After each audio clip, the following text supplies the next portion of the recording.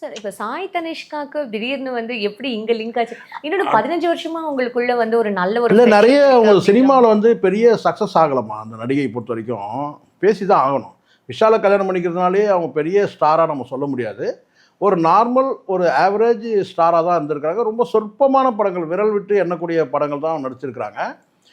But விஷாலுக்கு வந்து ஏற்கனவே உங்களுக்கு தெரியும் வந்து பல நடிகைகளோட ஒரு வந்து இணைச்சி பேசப்பட்டது தான். அது சினிமாவில் வழக்கமாக கல்யாணம் நடக்கிறது. வரைக்கும் என்கேஜ்மெண்ட் அது வரைக்கும் போய்லாம் நடந்திருக்கு. வந்து கல்யாணம் அவருக்கு தடுத்து ஐ மீன் அந்த மாதிரியான கூட டிராப் ஆயிருக்கு நிறைய சார். சொல்கிறாங்க. அதற்கு என்ன வந்து இவங்க சொல்கிறாங்கல்ல 15 வருட காதல்லாம் சொல்கிறாங்கல்ல, அது நமக்கு காது குத்துற வேலை.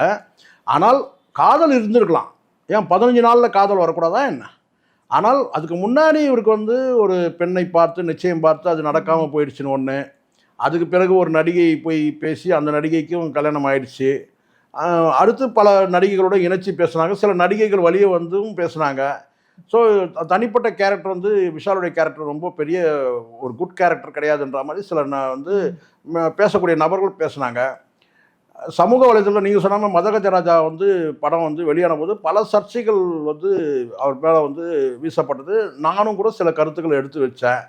ஆனால் கருத்து உண்மை தாங்க, ஆனால் பேசக்கூடாதுன்னு சொன்னாங்க. நான் பேசுவேன்னு சொல்லி நான் சொன்னேன். இருக்கிற உண்மையை நான் பேசுவேன்னு சொன்னேன்.